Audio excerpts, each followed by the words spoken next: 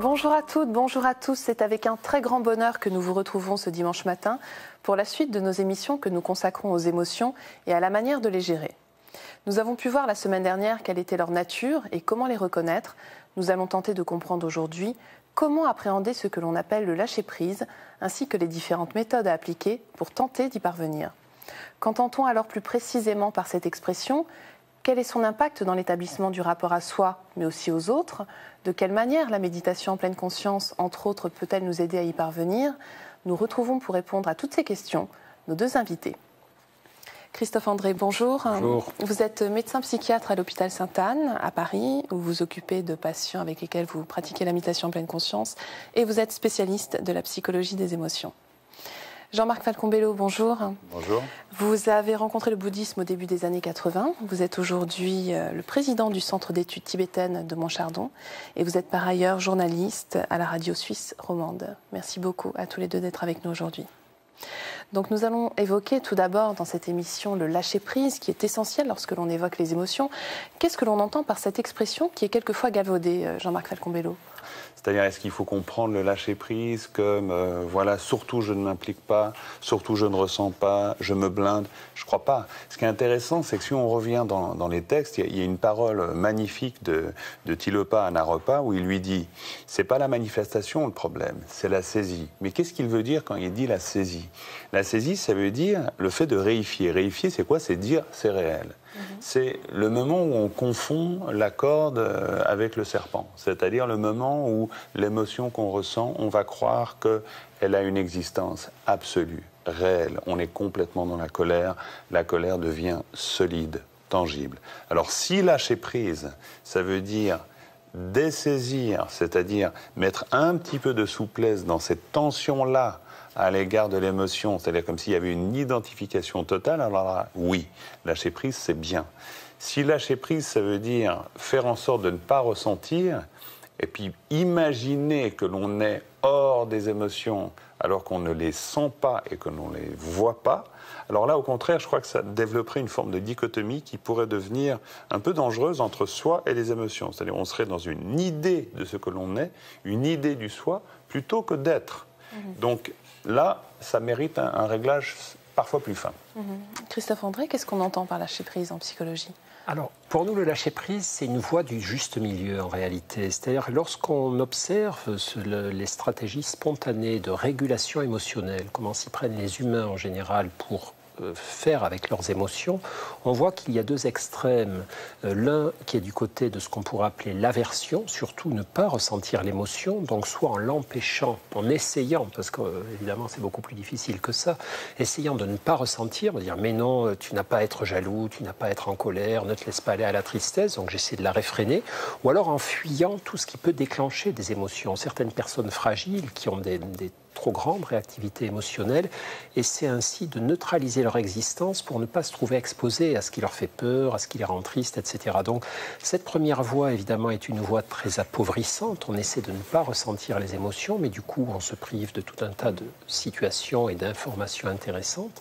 L'autre voie spontanée qu'on retrouve chez beaucoup de personnes, c'est l'immersion, c'est l'accrochage à l'émotion sous forme d'un abandon total. Je me laisse aller à ma colère, je me laisse aller à mon orgueil, je me laisse aller à ma tristesse et je les prends pour la réalité, effectivement. Je les solidifie, je suis totalement identifié au message qu'elles me transmettent. Et lorsqu'on demande aux personnes de lâcher prise, ce n'est bien sûr pas lâcher prise du côté de l'hypercontrôle, ne pas ressentir pour basculer du côté de l'abandon, c'est trouver un juste milieu qui soit dans l'acceptation de l'émotion. Oui, je commence à ressentir la morsure de l'envie, de la colère, de la tristesse, mais qui soit dans une attitude active. Que m'arrive-t-il? Qu'est-ce qui a déclenché ça? Qu'est-ce que c'est en train de produire en moi? Et une fois de plus, il y a une question très importante, vers quoi ça me pousse et est-ce que c'est vers là que je souhaite aller? Donc dans cette notion de lâcher prise, il y a beaucoup plus qu'on imagine la notion aussi d'intelligence, d'apprentissage, d'humilité par rapport à la force de l'émotion, mais aussi de lucidité par rapport à ce qu'elle me dit et ce vers quoi elle me pousse. Et alors, quelle est la valeur accordée aux émotions dans le bouddhisme, Jean-Marc Falcon-Bello ? Qu'elle soit positive ou négative. Hein. Bien sûr. Alors, il peut y avoir une valeur négative si, encore une fois, et puis là, on peut peut-être introduire une notion qui est quand même intéressante, c'est l'idée d'obscurcissement, c'est l'idée de voile, c'est l'idée de conditionnement même, voire de tendance inconsciente. Alors là, elles peuvent avoir une valeur franchement négative. Je vais sortir un petit terme technique tibétain, mais il est intéressant, c'est Nyön Mong. Nyön, ça veut dire folie, Mong, ça veut dire opaque, le brouillard. Donc là, on parle des afflictions mentales. Et en général, justement, on fait un peu la confusion. On croit que toutes les émotions sont confusion dans le sens affliction mentale, et que donc, par rapport à la notion de lâcher prise, il faudrait absolument s'en débarrasser. C'est une mauvaise chose. Là, non. Mais si nous sommes, on parlait de réification, le fait de saisir complètement, d'être dedans, là, c'est une valeur négative, clairement. Mais en même temps, là, je vous écoutais, Christophe André, il m'est revenu une instruction très simple. C'est Mathilde Clapton, une femme, qui parle de « dimle ». C'est très joli, ça veut dire à la fois savoir être tendu, à la fois savoir être détendu. Et qu'est-ce qu'elle dit? Elle dit à l'intérieur de la pratique méditative, détendu. Détendu, pas, on ne fait pas une relaxation, mais détendu dans le sens laisser de l'espace, du champ, sans cette idée justement de valeur qu'on va donner à l'émotion. Juste observer, présence à ce qui est en train de se produire, donc détente. Mais tension, qu'est-ce qu'elle veut dire par là? Ça veut dire que dans la vie courante, effectivement, suis-je en train de me laisser entraîner? Et là, j'ai besoin d'une certaine tension. Ça ne veut pas dire je suis tendu. Non, donc en fait, c'est plus une question de discernement attentif. et de conscience. C'est ça. Complètement. Voilà. C'est toujours une question de conscience. Ouais. C'est en cela où l'émotion n'a pas une valeur en soi, absolue. Mais concrètement, Christophe André, comment est-ce que l'on peut lâcher prise? Dans la psychologie des émotions, dans la régulation des émotions, il y a plusieurs choses fondamentales. La première, c'est de comprendre d'où nous viennent ces émotions. On a coutume de dire en psychologie que les émotions sont liées à la satisfaction de nos besoins. Lorsque je ressens une émotion agréable, c'est qu'un de mes besoins est en train d'être satisfait. Et lorsque je ressens une émotion désagréable, c'est qu'un de mes besoins n'est pas satisfait, que je m'en éloigne. Et c'est là où c'est compliqué, parce que parfois je peux ressentir des émotions désagréables parce que certains de mes besoins ne sont pas satisfaits, et c'est tant mieux. Si mes besoins, c'est des besoins de reconnaissance extrême, de domination sur les autres, je vais être déçu quand je n'y arriverai pas, mais c'est très bien. C'est pour ça que parfois certaines émotions, certains ressentis négatifs, comme la culpabilité, peuvent avoir du bon, peuvent aussi avoir du mauvais.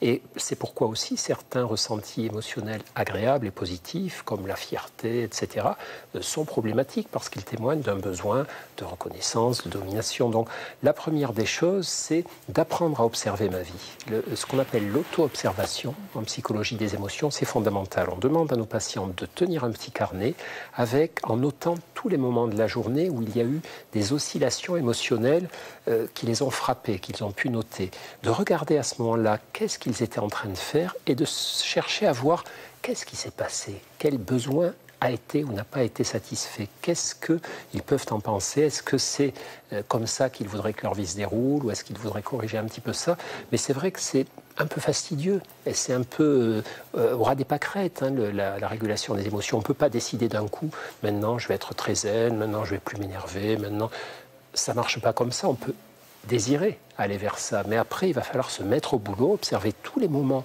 où ça dérape, s'interroger régulièrement, travailler aussi, on en parlera peut-être tout à l'heure, avec cette fameuse pleine conscience, qui est une sorte de laboratoire de notre conscience, de notre esprit, dans lequel on va observer attentivement, calmement et sans juger, comme vous disiez, nos émotions et tout ce qui va avec elles. Donc, vous voyez, c'est un ensemble très vaste, tout ce qu'on appelle la psychologie des émotions, très vaste et très passionnant.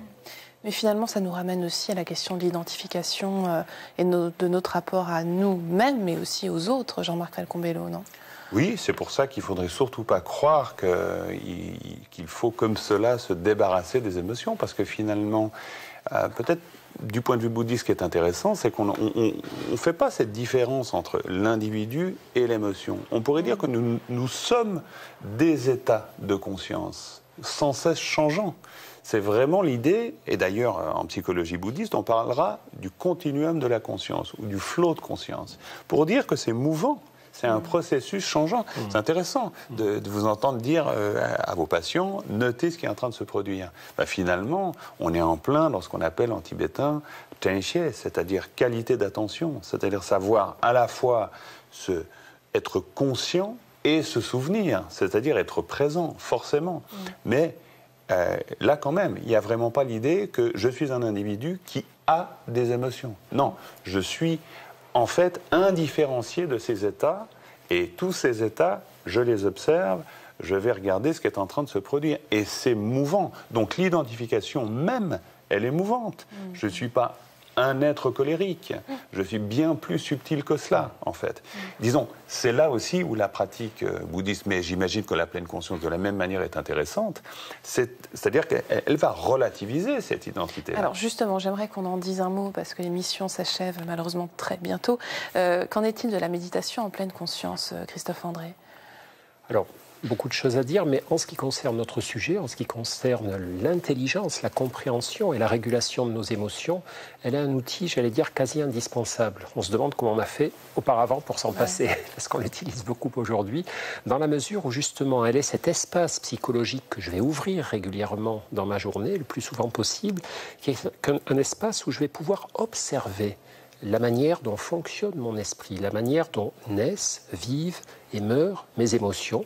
Et peu à peu, je vais développer une intelligence émotionnelle accrue. Dans notre service, on a publié récemment une étude, une recherche scientifique montrant que les patients à qui on apprenait tout simplement la pleine conscience, sans mêler cet apprentissage de quelque enseignement sur les émotions que ce soit, à la sortie de l'entraînement à la pleine conscience, au bout de 3 mois et quelques semaines et quelques mois ensuite, ça persiste, ont eu un bénéfice très net sur la régulation des émotions. Autrement dit, même si on ne parle pas directement des émotions, on apprend juste à poser son esprit dans l'instant, à observer ce qui vient, on a des bénéfices très très nets, mesurables sur nos échelles qui sont très sensibles, en matière d'équilibre émotionnel. Donc c'est vraiment un outil qui est très passionnant, dont on commence à peine à mesurer la puissance et à évaluer la portée.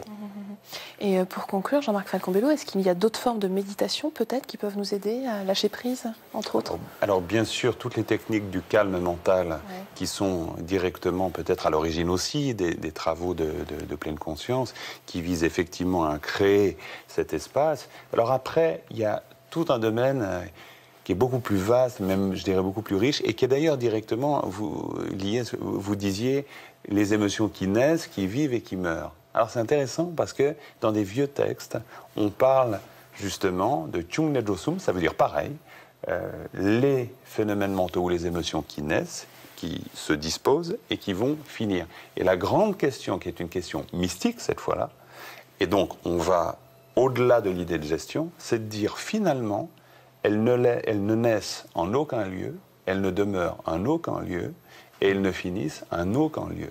Et donc là, ça introduit quelque chose qui est, waouh, un petit peu spécial, mais en même temps qui va toucher cette fois-ci la nature de la conscience. Pas seulement ce qui s'élève dans le champ de la conscience, mais la nature même de cela qui s'élève. Et là, ça nous fait rentrer forcément dans des méditations très profondes, où il n'est pas question du tout de gérer, mais il est question de découvrir. Alors, malheureusement, nous allons devoir nous arrêter à ce stade. Je vous remercie infiniment d'avoir été avec nous tous les deux. Merci. Avant de nous quitter, si vous le souhaitez aller plus loin, voici quelques livres. Tout d'abord de notre invité Christophe André, Psychologie de la peur, crainte, angoisse et phobie, publié chez Odile Jacob, un livre qui nous aide à mieux comprendre les mécanismes de nos peurs, mais également le fonctionnement de notre cerveau émotionnel afin de les guérir de manière durable. De Robert Thurman, La révolution intérieure, la recherche du véritable bonheur, préfacé par sa sainteté le Dalai Lama, et publié chez Guy Trédaniel. Et enfin, Manuel de lâcher prise, de Paul-Henri Pion, publié chez Erol. C'est la fin de notre émission. Vous pouvez la revoir pendant toute une semaine sur le site internet de France 2 en consultant plus.fr, rubrique France 2. Merci à tous de nous avoir suivis tout au long de ces 2 émissions. Je vous souhaite un très, très beau dimanche.